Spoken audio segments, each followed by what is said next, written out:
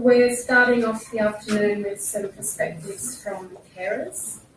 And like this morning with our consumers, we've got two very qualified people, both in terms of their lived experience as carers, but also the advocacy and the other activities that they're involved in. So please welcome Janet Milford and Judy Bentley. Janet will be starting. Thank you. Hi everybody. I'll start by telling my story.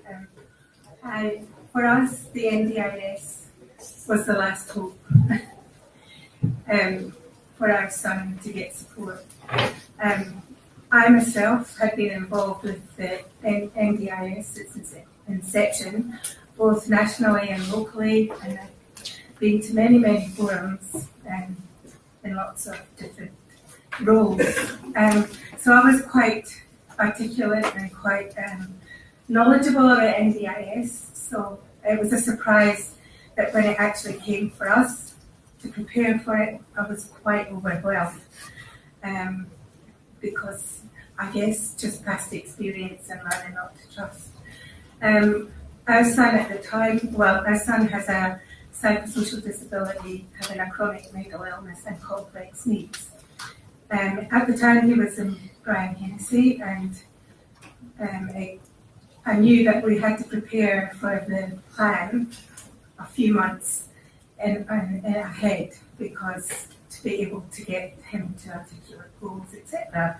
So we used the Your Choice, Your Voice program, or it might be the other way around, I'm not sure, where we had a consumer peer worker who worked with my son over a period of months, because it depended on how well he was, what medication he was, time of day, etc. And we also had input, and we addressed things that maybe our son wouldn't have addressed, like domestic cooling. So, but we suggested the consumer peer worker to back to my son, and got his approval, and we collaborated like that. I also found that I got quite overwhelmed, and at times I made use of a peer worker just to download and help me go through the process. So we were lucky he was in Brian Hennessy, because the psychiatrist knew him very well, saw him quite regularly, not like if he'd been in the community. He'd be lucky to see one every 3 months, and it probably wouldn't have been the same one. So we got the report, and I did a Mental Health Australia carers checklist, well, me and my husband did, and a carer statement, and we prepared quite well because I knew the process and I knew the language, and we had a meeting at Brian Hennessy, and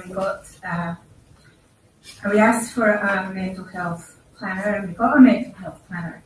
And it went pretty good. We got most of what we asked for. We didn't get someone to stay overnight because to prevent the CAT team coming out or going to emergency or the side ward, because he only had a 1-bedroom flat. And we didn't get, that was that one. Sorry, I'm just doing it off the top of my head because I didn't take my notes. That was good. And we employed our service provider. We had a support coordinator, and we worked collaboratively together with the clinical manager, the house manager. And at that time, which is really important, we managed to get a transfer with housing to a nice little townhouse near us, which meant that it was much easier to implement an NDIS plan. And my son felt safe, and he wanted to be independent in his own. So with the support around him, he is able to live independently in his own house or unit. So anyway, we were having good outcomes. We were a success story. I presented at several forums because we were a success story, and we were getting asked to do that. And we had a few issues, and we were ironing them out. So everything was going quite well, and it was developing, and we were finding out what other things we could ask for that he might need. So anyway, meantime, it rolled out nationally, and then we had the plan review.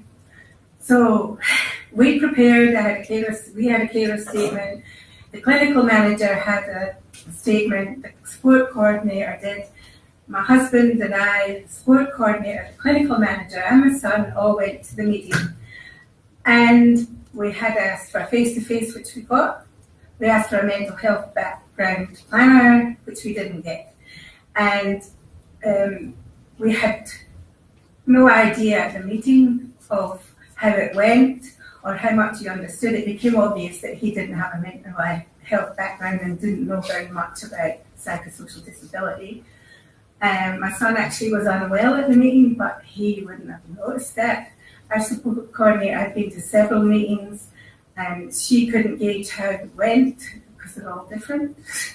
And so we had no idea how the meeting actually went. And being an advocate myself, I was there ready to, be quite forceful, but there was nothing to sort of be forceful. There was no feedback, and it was a bit of a strange meeting. Anyway, because we had all asked for the supports that we had already to continue, and plus we wanted a plan manager and a couple of other things that we wanted.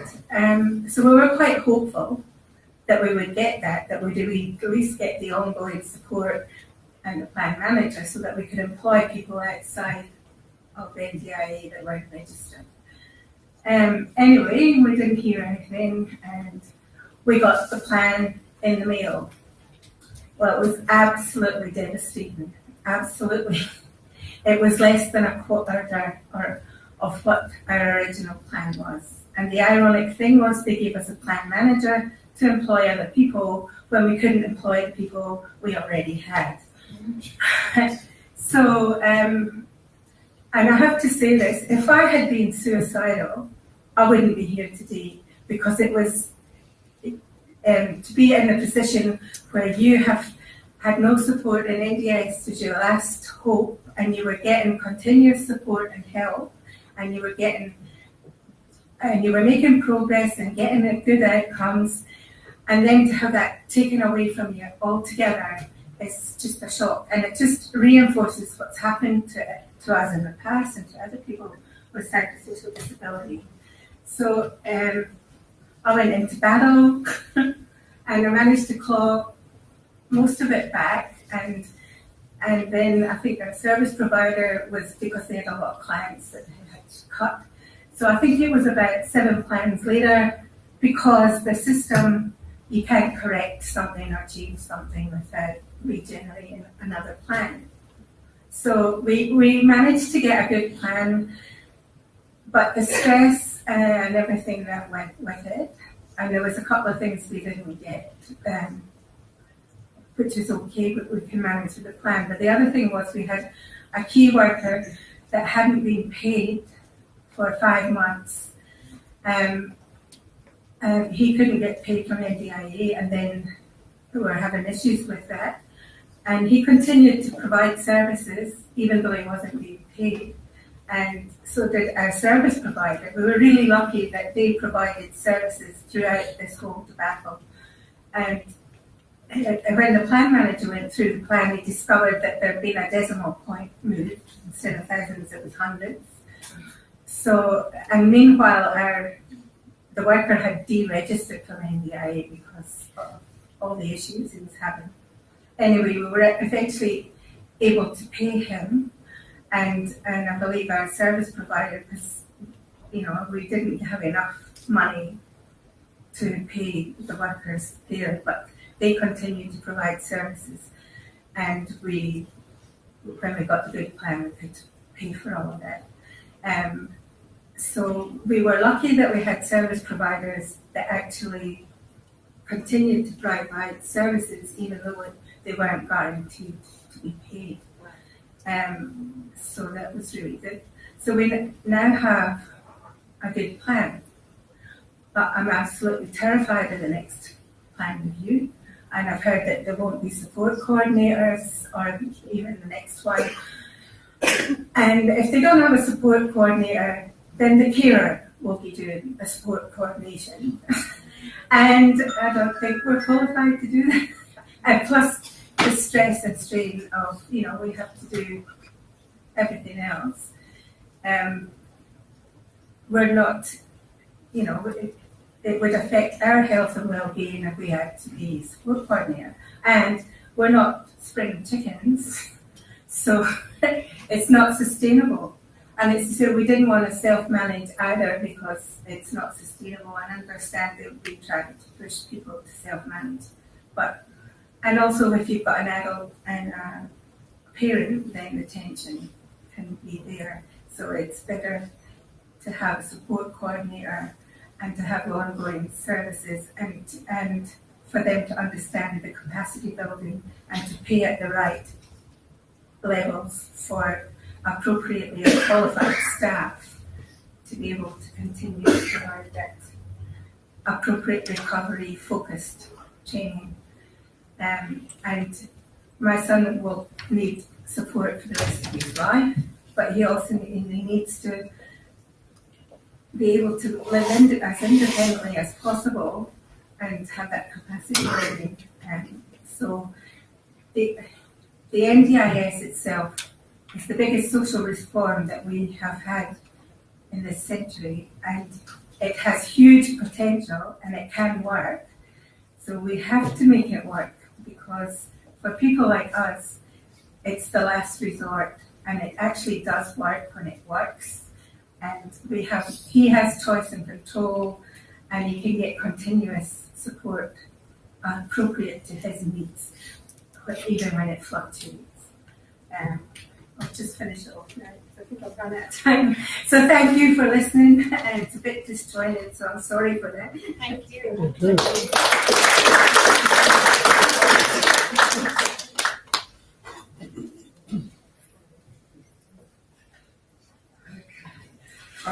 Hello everyone, I'm Judy Bentley, and I've been, I suppose, the principal carer for a son who turned 37 2 weeks ago, which I didn't think would ever happen, quite frankly.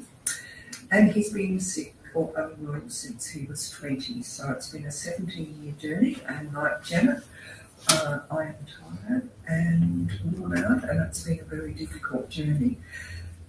I was very involved with Partners in Recovery, and that was sort of the best thing that I think I've ever done, was to be part of designing that program. And it was so successful for my son and for me. And then along came the NDIS, and we were told that all your fundings are now going to be in the NDIS. And I found this almost unbearable. Partners in Recovery through Richmond Fellowship and the lovely Katrina was a lifesaver for me and for my son. And I think I'll be forever grateful for that. And it was through Katrina who sort of said, well, we've got the NDIS, there's nothing else. And if your son doesn't go into this program, there was going to be nothing else for him. So it was a matter of just saying, well, there's nothing else. Yes, I was concerned, I was worried. I did not want to have to put my son into the category of saying that he is permanently disabled.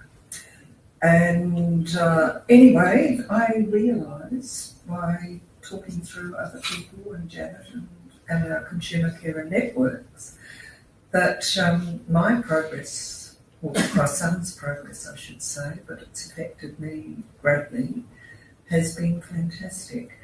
And I think that was Katrina's assistance, although I'm sorry that she didn't take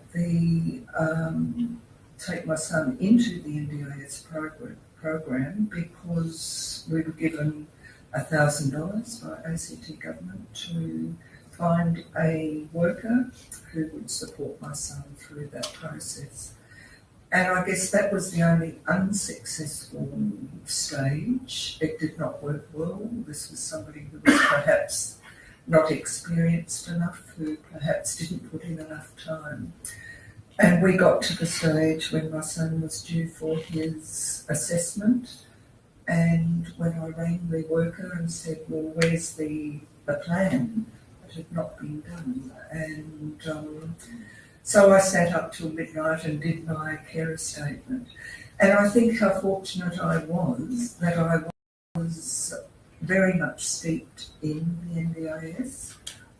Through the part recovery program, I then moved into the transition to the NDIS program. So partners in recovery people were coming into the NDIS. And I knew a lot about it, and I'm fairly articulate. I'm not quite sure what else to say about that. So that I knew what to do. And I despair when I think of people who do not have carers or support people around them to go through the process. I found it confronting and difficult. My son asked me to help him fill in the form, and I hated it. And I said to him, I am absolutely hating having to prove that you have a disabling mental illness. I suppose I still don't want to accept that. And he said, well, Katrina says this is what I have to do because otherwise I do not have support. So we did it and filled in the forms, and I thought it was fantastic that he was able to, he was well enough to be able to accept that premise. So we went along to the meeting. The woman who had been paid to prepare a plan took a copy of my plan and said that's what she'd done, which was not right, and was very argumentative and difficult. I found the person from NDIS fantastic and no complaints whatsoever, but it was a very confrontational process. When she sort of said to the planner, well, and to my son, well, if you don't get it this time, I will fight for you. And I thought, it's not a good attitude to go into this. But anyway, I was very angry when we got home. Justin was quite disturbed by the whole process, particularly this battling between the person who was supposed to be supporting him and the assessor from the NDIS.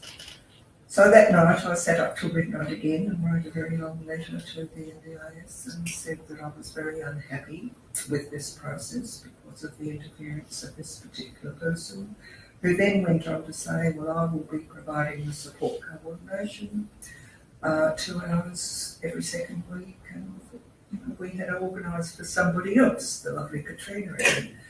And you know, then again, my partner will be providing the cleaning service. I thought this is supposed to be a plan about choice and control for my son, and you're taking away all his choice and control. So I was very angry, and I wrote in this letter and explained that I thought this was a very flawed process. And my son was offered another visit, which he went to, and it worked out very, very well. He was happy with the outcomes. I guess I was happy with the outcomes. It wasn't a lot of money. He really was just asking for money to attend university for his travel allowance. And we did try to say, well, perhaps getting a cleaning service in for you would be really beneficial. Someone to help you with food preparation. But these were two things he's not well enough to accept. He cannot accept somebody touching his food or his things. So this is something he still can't accept. We tried to get this in with his review, but it's something he cannot do because of the nature of his illness. So the review process I was a little bit worried about, particularly when I found out it was an aged care service in Brisbane who would be coming in to do the review. But they were fantastic. And again, we went to Richmond Fellowship. Katrina came too, and I was allowed to come too. And I think this is the thing that I have really loved, is that my son has allowed me to come along, because there's so much of his illness that's affected his family and me in particular. So the review got him even more than he'd started off with, which was great.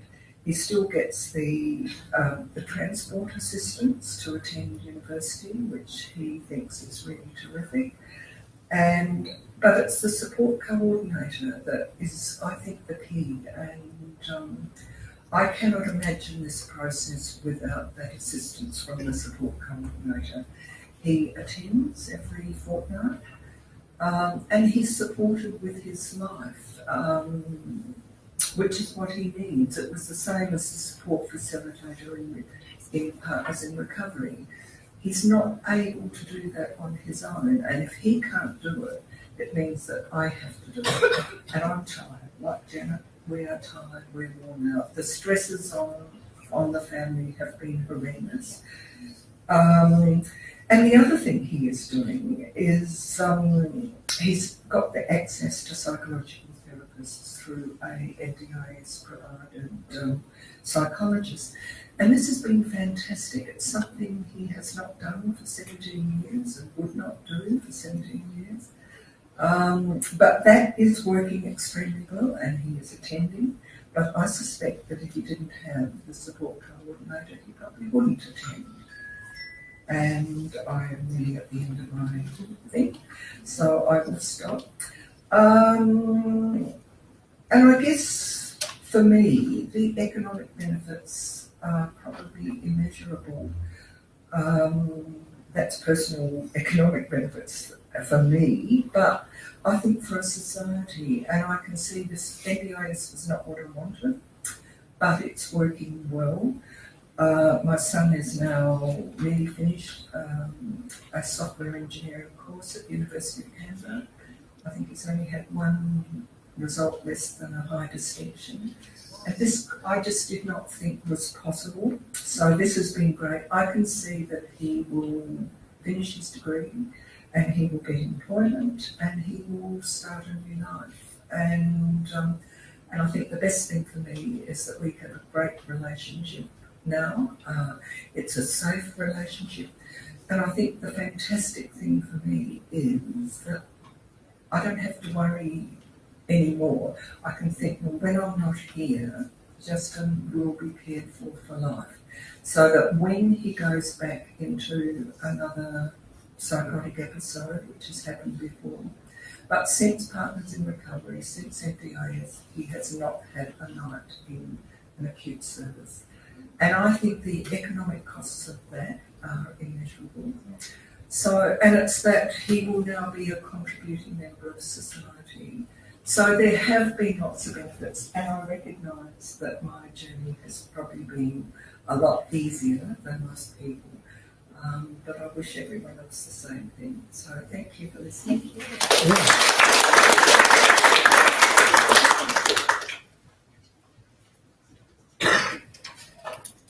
Has anybody got any comments or questions that I would like to ask Janet or Judy?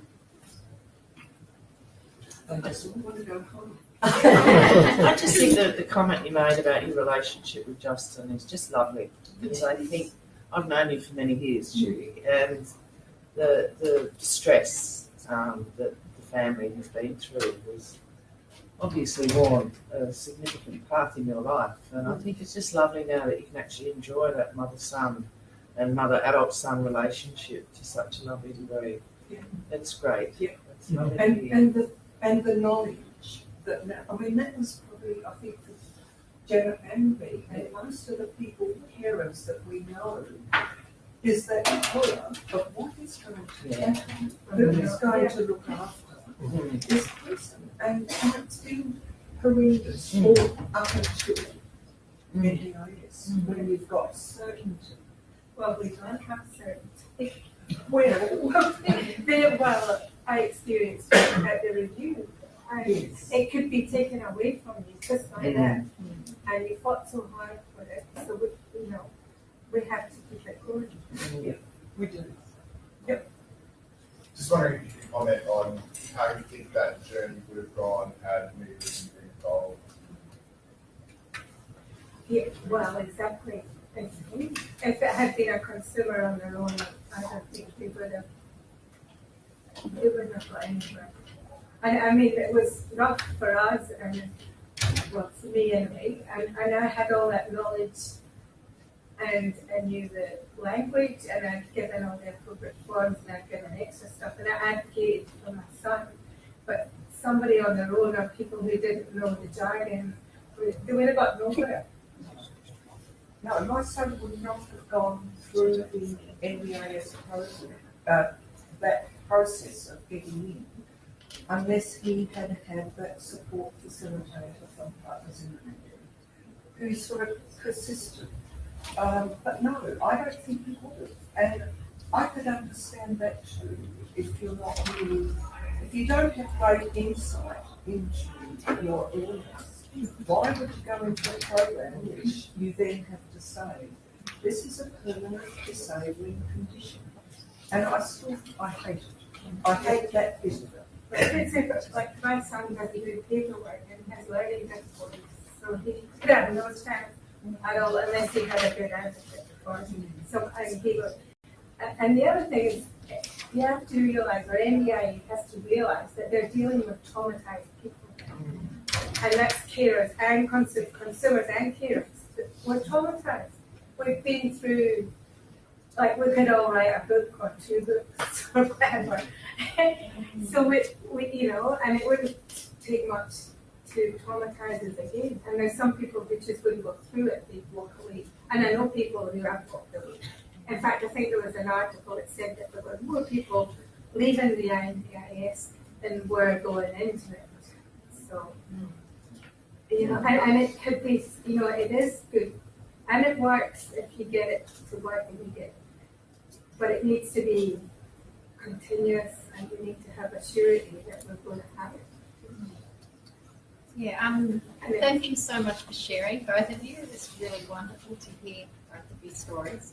And I was very thankful because I was needing to work on both James and my NDIS when we first began. And I was extremely thankful to Atticus because I was encouraged by a wonderful lady from Atticus who encouraged me to do brainstorming for James and I, because I have disability in the area of doing things like that. So it's difficult for both of you, but I also have a disability in the area as a carer with this as well. So I brainstormed and thought about his entire life and what did James make. He can make his own personal choice, often by pointing, but it's very obvious. So I was very thankful. So through my brainstorm, I had a wonderful person who was able to help me sequence the plan for James into his choices and his ways of building his capacity in that. And so through that was really helpful for me. But there was many people that didn't, and also for myself, I brainstormed, okay, what do I like in my life, and what do I love, and what is important to help me to build capacity, you know, to be a good, and part of my number one in my own plan is for me to become a better mother to my son and help build his life, but I need my life being built too. Yeah. And often that was just left out and ignored. So I was put in a basket with people that had other family members or other capacities which I didn't have, and no consideration was taken into that. And that really affected me. But also because I had such wonderful Atticus support people, that one of them does project managing with James, so she won't work on projects with to support Atticus when we can.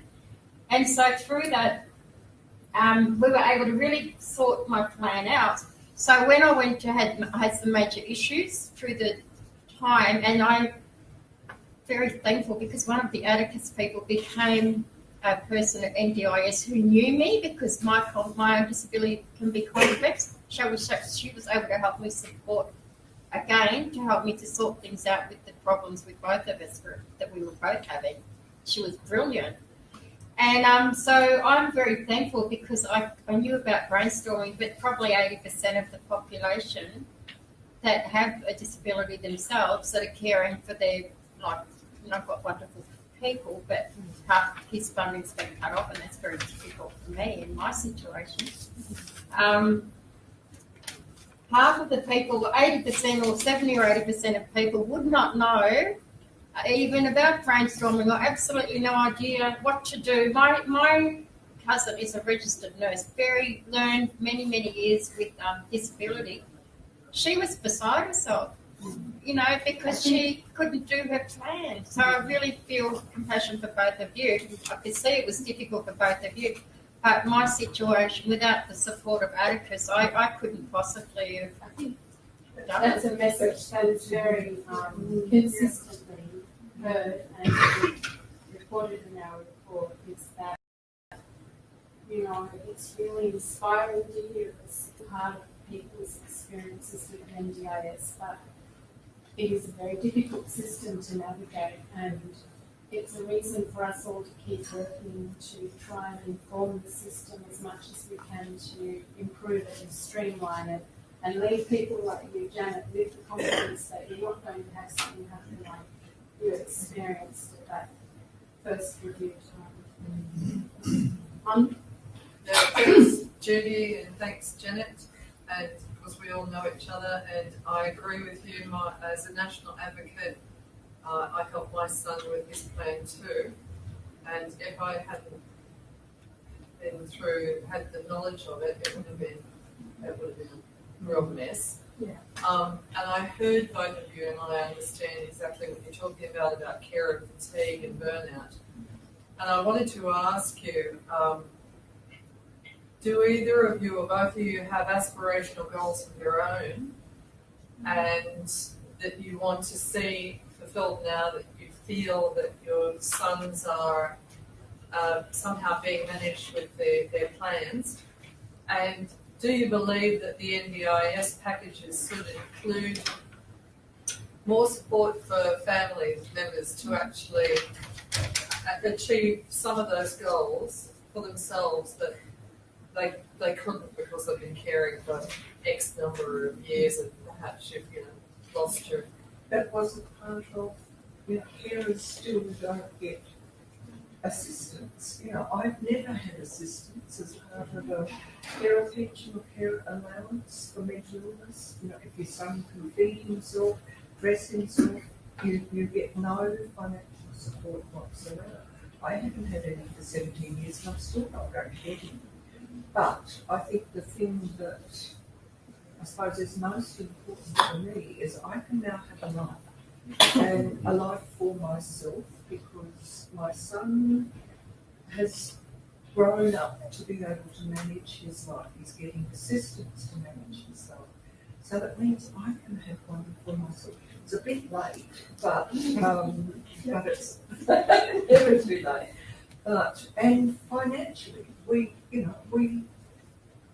my husband or my ex-husband and I were always having to provide money, support, assistance with court cases, and it just used to go on and on.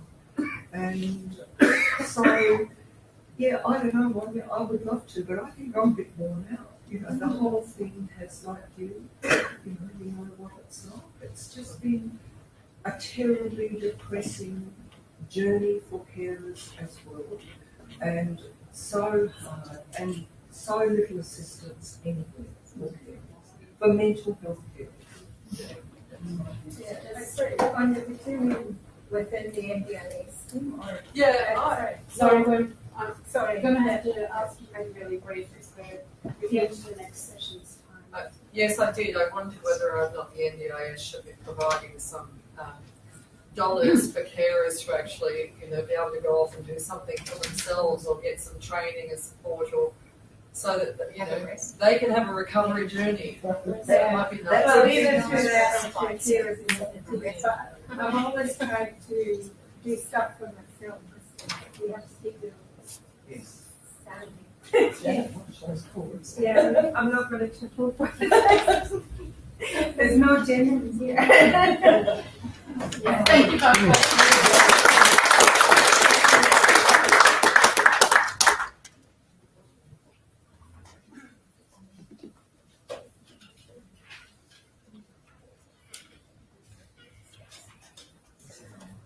I must say, hearing stories like the ones just we heard, the reason I think and the strength that we find to keep fighting for how it can be. And I think that's what we have to keep in the front of our thinking all the time. So lastly, but certainly not leastly, we've got Kaitlyn and Coombe from St Vincent de Paul, Canberra, Goulburn, speaking about their experience of working with the NDIS and supporting vulnerable people. Thank you.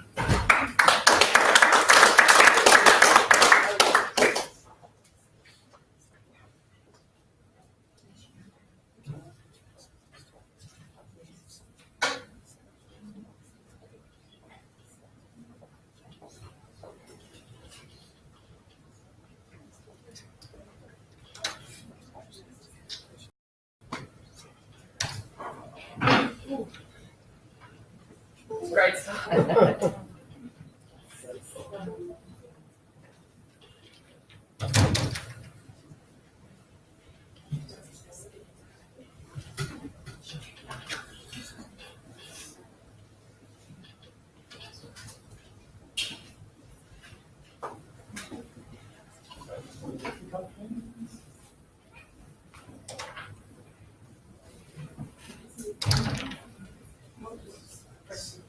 Yes, I've made it very difficult, especially because it's the last time of the day, so I apologise. I'm going to have to do this myself.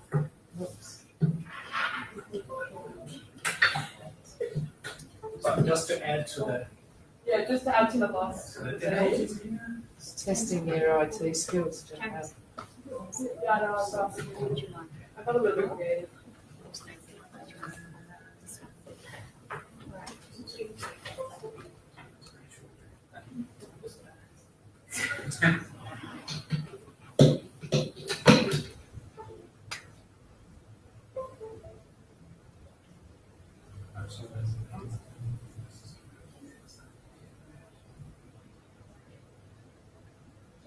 Temperamental.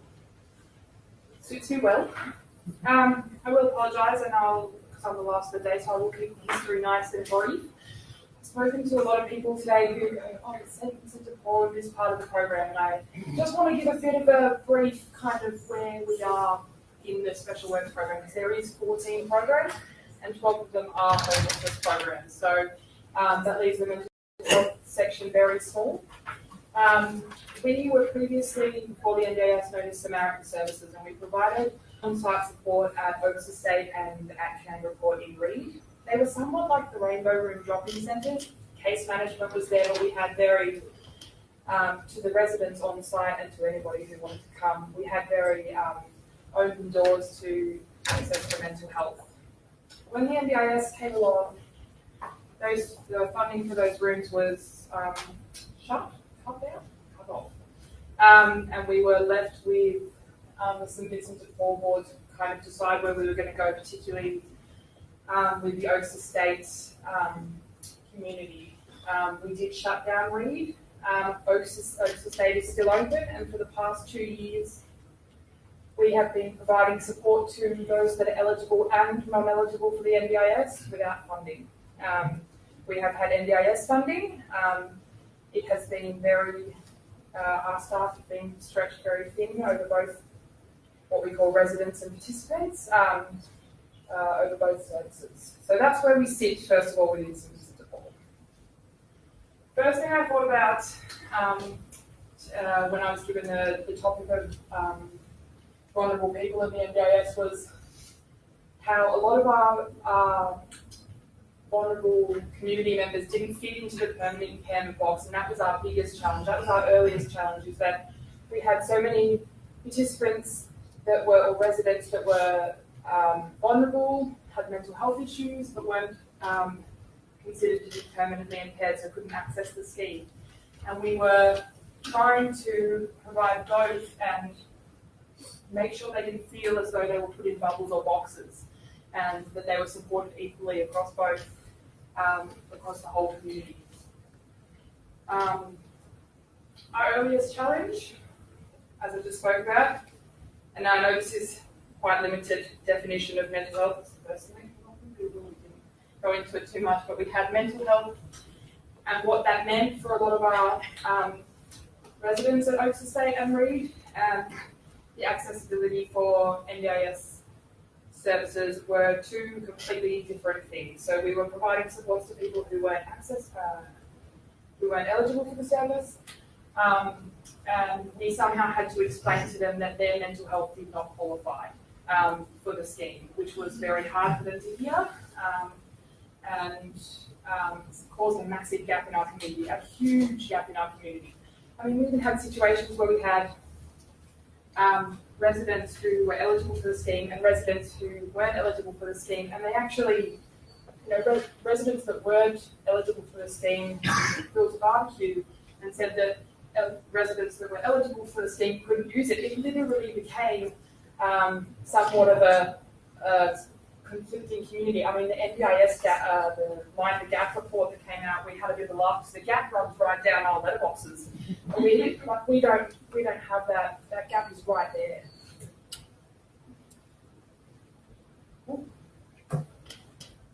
Supporting vulnerable people in the NDIS. Engagement and structure was our biggest thing. We had gone from Samaritan Services, we're in the same place, and we were the same service, in the same office, all of a sudden we had this level of engagement that they were required to commit to in a way. So previously they could just drop in, access supports 8:30 to 4:30. All of a sudden they had these rosters and none of them knew what to do with them, and none of them wanted to, and we even had participants withdraw because they didn't want to have to commit to a certain day every week. And they knew that the support workers, they couldn't call up and just say, can you just come over now? I mean, we do with our support coordinators, but with support workers it was limited. They were on rostered hours. So engagement and structure was our biggest, and still is, 2 years down the track, we are finding with some participants it difficult to help them transition still into that structure. The gap. So this was one of our biggest issues at Oaks Estate. Once we shut down Canberra Record, we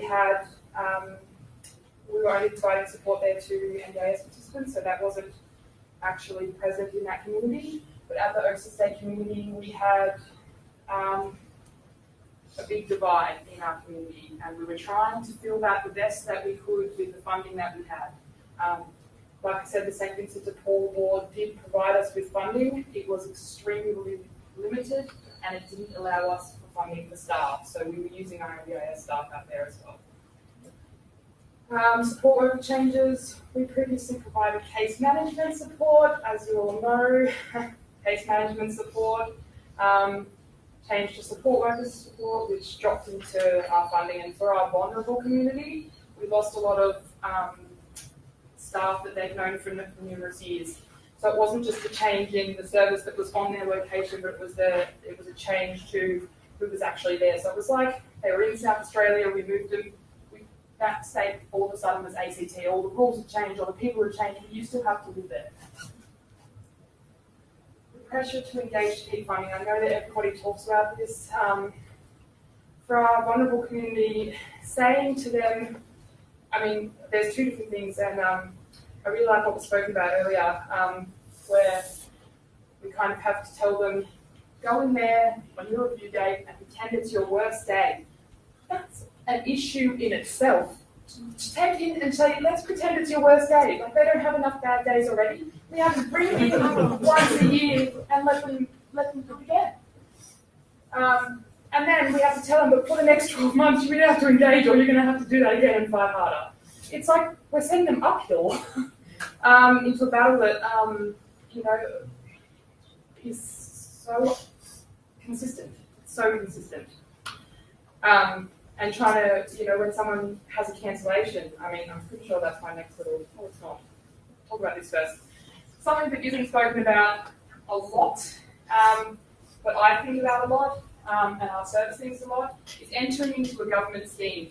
Like, did we even think about how difficult that might be for certain diagnoses, or for actually going and saying, let's fill out all the paperwork and enter into something that I don't agree with in the first place because I need support?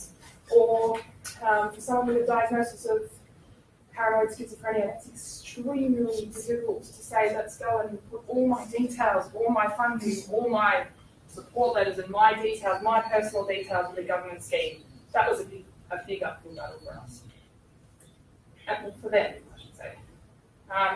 This one as well isn't actually spoken about a lot, but I think with the vulnerable people that we supported, minis has been a massive and interesting development. With the transport funding that's sent directly into their bank accounts, they all of a sudden got this, they felt like this money was all of a sudden theirs, and it is. And you and I understand why it's so important that it's presented in dollar figures. But it also turned me a little bit into Centrelink. So when I provide statements once a month to people to say this is what we've spent, they go, I want that. So we have to go back and we have to review service agreements every month because these people they're vulnerable and they would like $3,000 we spent that month providing services. And I think that it would have been perfect if it said, hours of support to be delivered this month, and then that's what we provide them with at the end of every month. It's their choice and their control, but it was just my perspective on something that every month when we send out our monthly statements that say this is how we spent the money this month, or that's on their service agreement, but it's just an extra piece of information. I sit by the phone just waiting for the phone calls so we can talk about it and talk through it. And I think it would have been perfect if it was presented in hours of support instead, and that for our vulnerable people has been a really big curve. Explaining funding cuts. So I'll go into a case study in a minute that speaks about funding cuts and how difficult it is to explain a funding cut to a vulnerable person or to a person who's suffering from a dual diagnosis or is or even just saying, sorry, but this year your needs aren't quite as high. I mean, how can you do that with a vulnerable person? It's just there's no explanation from the NDIS. There's no explanation from a local area coordinator. There's no person saying, well, this is why we feel like your funding should be reduced this year. It's just you don't require as much support anymore, and that's it. And there's no explanation. And this has been spoken about a couple of times, so I'll just quickly go past this, but the amount of times we've had difficulty accessing psychologists that are NDIS registered is so we just haven't had the access to NDIS registered psychologists, and I understand why, but it was a big learning curve for us with vulnerable people because we had to set them up. We set them up to find an NDIS, an agency managed psychologist, and we couldn't find one for months. So it was a big learning curve for us. John, in quotation marks, is a participant of the support program. He's who I just spoke about before, and he has a dual diagnosis of schizophrenia and an acquired brain injury. He's had two plans. His first plan was roughly $45,000 off the top of my head. His second plan was about $10,000. And he has had, in the first year, had a roster set out for him. So we set him out a roster of what he would be doing every day, how he would be accessing the community, his self-care assistance, etc. And he was very set in that roster, and he was very happy with that roster. He was making a lot of goals. And we had an NDIS planner who literally put his head on his knees during the planning review meeting, and John didn't get the opportunity to explain where he was up to with his recovery. We put in, I know it says change of circumstances up here, but we put in a review of a reviewable decision. It's been 11 months and we haven't heard anything. I've made contact so many times. And we have put in formal complaints, and we have gone to the Administrative Appeals Tribunal about this particular circumstance, and we were told they couldn't review it because the decision was never made by the NDIS in the first place for them to review. So we continued to provide services as his roster was in the first. So, we stand by so closely what we do at St. Vincent's Support and our mission and our vision, and we couldn't do anything other than continue to provide those supports. Every other service that he had did drop out, and he's still coming to terms with why.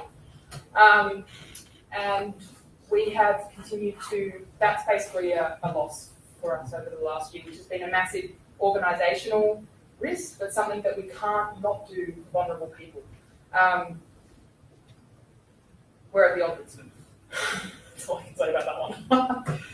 I didn't want to be all doom and gloom, so I have got a happy story in here. Her name is Jess, and she has a diagnosis of paranoid schizophrenia, and she presents very well during the day, and she often has difficulties at night with her voices, and she often converses with her voices at night. We get a lot of comments because we're in a residential facility about that, but every time we call the CAT team, or every time we're on site, the CAT team comes out, she presents very well during the day, and so everyone put her in the too hard basket, basically, and just said, this is just, you don't need services. NDIS actually gave her the opportunity to engage a lot more, and actually gave her the opportunity to have a support worker that didn't just say, you're fine. And we have seen a lot in the past with her. She's never gotten the opportunity to tell her story in depth. She's never been even given the opportunity to share her thoughts or the personalities of her voices or gone into depth with any of that until she had an NDIS plan. She's had 2 now. A bit of a balloon in the last one, pretty bad, but I did put a little bit of a statistic in here. When I say engaged, I mean she left her unit 3 times in November of 2016.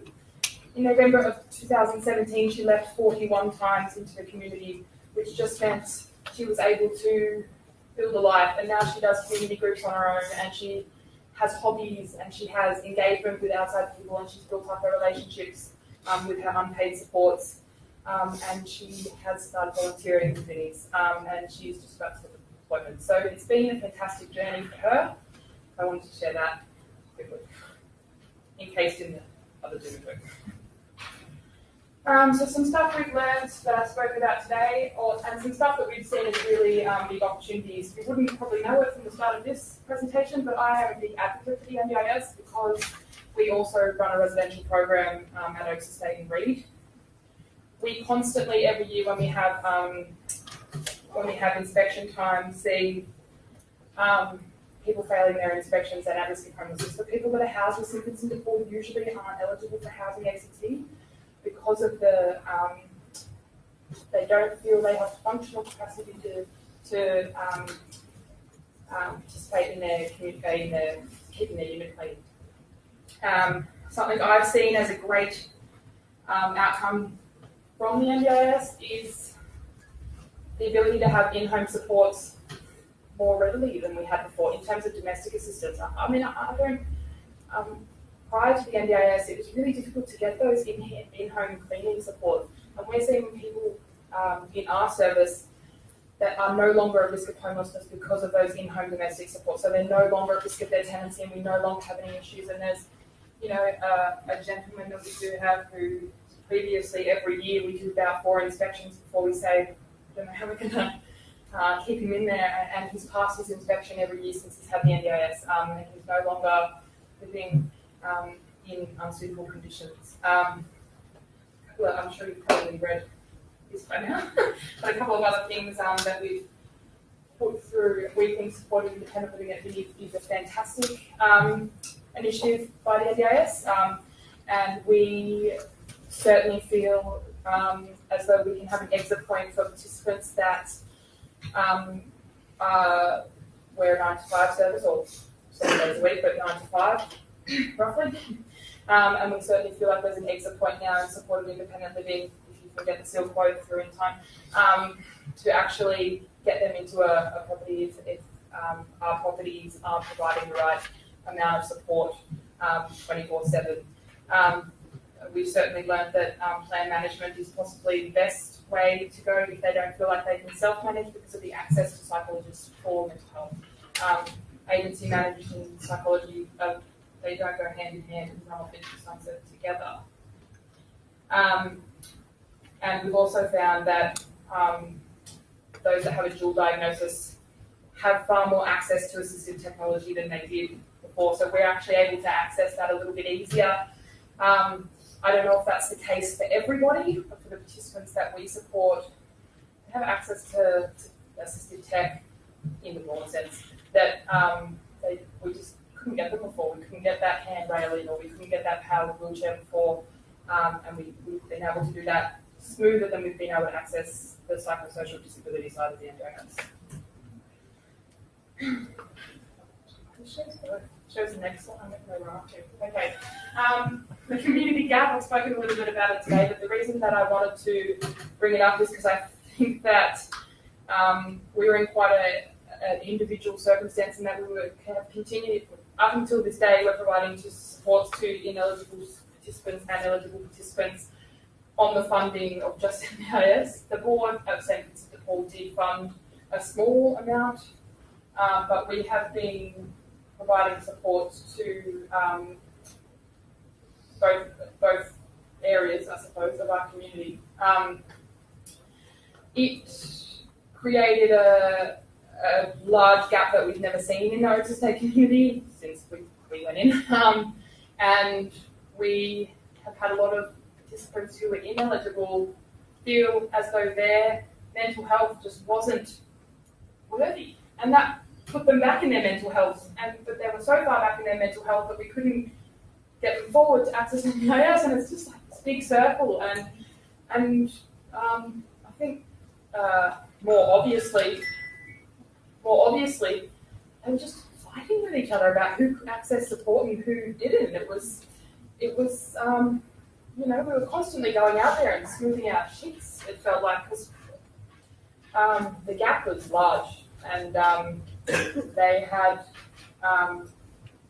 we weren't willing. So Vincent and Paul weren't willing to shut down that community room at Oaks Estate. We were asked by Housing to go in there, cut down the emergency services funding, and we just weren't willing to step out. So we did stay, and we have actually just last month-ish, been given an ILC grant for Oaks Estate. We've been rejected 3 times, and we finally got through on a national level, so we will have funding for Oaks Estate moving forward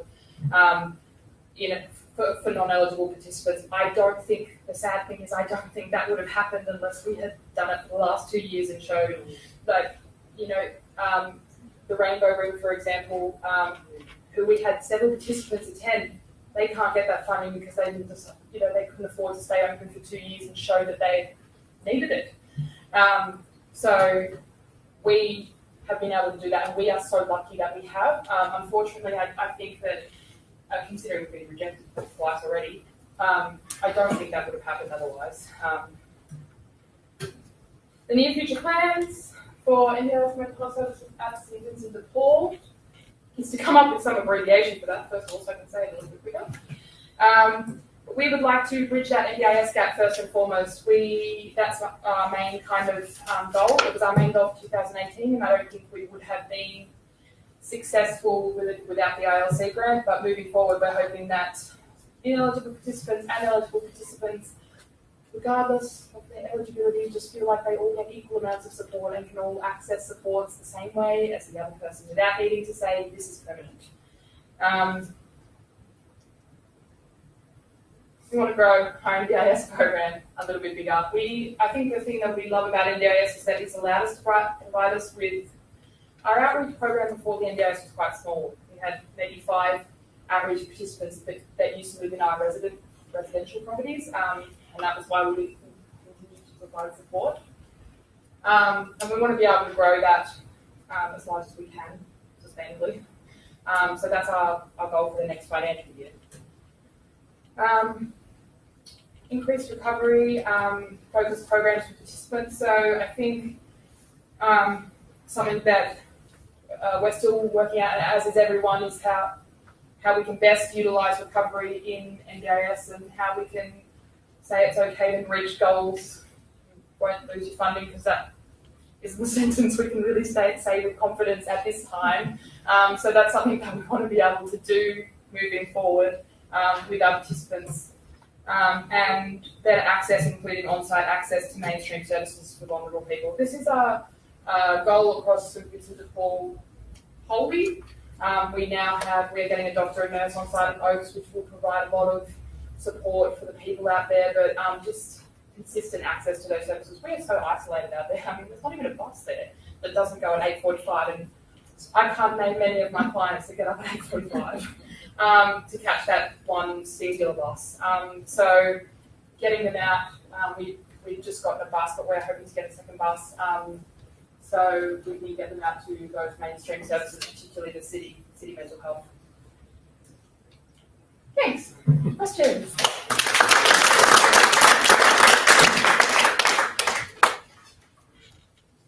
Has anyone got any questions or comments? There was lots in the presentation. Sorry. I've got a comment and a question. Thanks very much for the presentation. It's great to hear that you're preventing homelessness by having the in-house support and the inspections. So the inspections help prevent homelessness, so that you have, you intervene. What exactly, when you say bridging the gap, so there are the ones, what determines the eligibility for the housing and no housing? So the gap that I'm talking about is the gap between those that are eligible for the NDIS and those that aren't, rather than the housing. We don't really have a housing gap. We don't have eligibility for housing. Really is very broad. And we don't really have anybody that would suit ineligible for a house unless they had previously had rental arrears with rental debt with us or something like that. So there's no gap in terms of housing, but there is a massive gap between who's eligible and who's not in our housing communities. Right. Yeah. You talked about vulnerable people, and I know that often when somebody will get an NDIS package, they become vulnerable to other consumers who are living around who have drug and alcohol. Have you seen any of that sort of issue in the state or in your work? To be honest, we have very few people that don't have, very few participants who don't have active addictions at this time, maybe 3 or 4. I'm not saying they're not working on them, they're definitely being addressed, but we see a lot the substance abuse issue in our interstate community. We do have an on-site directions ACT counsellor who's kept going with us. The lovely Barry Mitchell, he will eventually retire, but hopefully we're hoping to get some, now that we've got the community inclusion program out there, we're hoping to get some more on-site drug and alcohol support as well as support with healthcare out there, because it's very limited out there. I mean, even dental, we have that on-site dental ban is coming through, and we just didn't have that before. And we have the needle syringe program that goes out every Friday as well, which we previously haven't had as well. Yeah, what about ice? What ice use? Yeah, it's very common. It's out there. And it's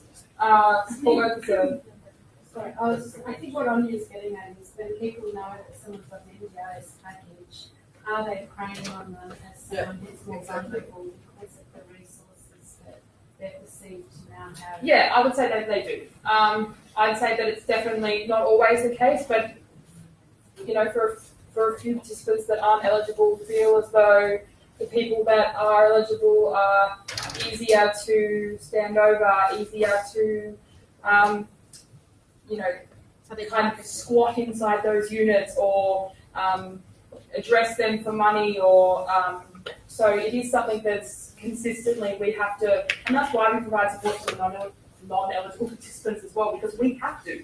Otherwise we'll have the gap will just be huge. Yeah. Okay, thank you for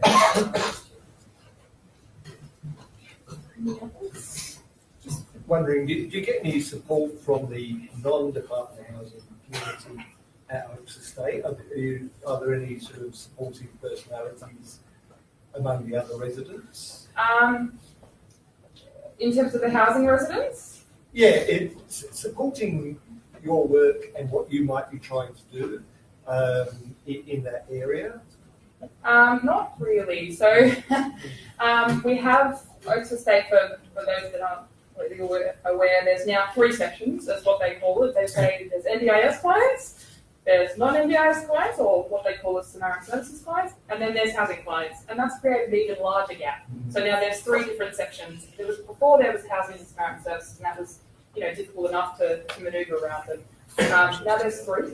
And we don't have a lot of support from house.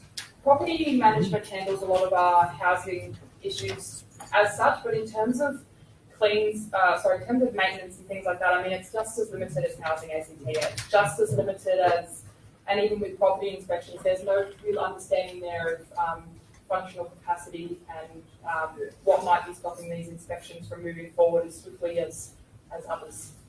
So there's not a whole lot of support out there, but we do have good relationships with housing ACT and the intensive team.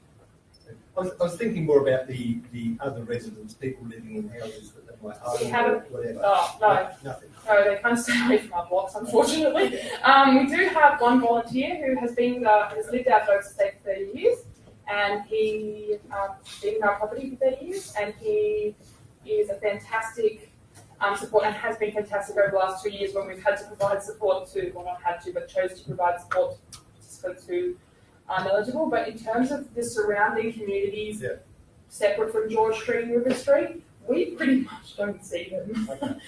They kind of stay inside. We had the community garden up there going for a little while, and that was nice, but once the NDIS program came through and we didn't have the funding for a case manager on site, there wasn't that same encouragement to go through with it.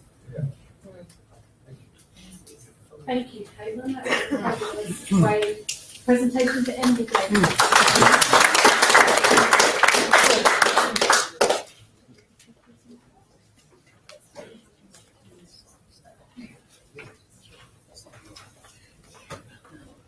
Thank you, everyone. Thank you to the brave souls who's made it through to the end of the day. It's been a long day. I hope that you've all gotten something out of this, out of the day and out of the presentations and sharing the experiences of others in the room. From my own point of view, I can say that not only do I learn something every time I hear from providers, from consumers and carers, but also I think this real sense of, despite all the struggles, we struggle on, and you can see today the commitment to continuing to make this work and to find solutions to the problems. I think Kaitlyn, your presentation here at the end really talks about those multitude of challenges that can arise, not just because of NDIS, but in the environment that we all work in, and the struggle to find solutions to challenges, creative solutions to challenges. And that's what I think the community sector does really well, is to be really creative about how to try and solve some of the problems that arise. So thank you again to all those presenters. Thank you to those who stayed around to listen. I hope it's been a good day. It's certainly been a good day from our point of view. We will try and make sure we get, with the permission of presenters, get slides, etc. up on our website alongside the report, so we can access them. And with that, I think we'll just close the day formally. And thank you very much. Thank you.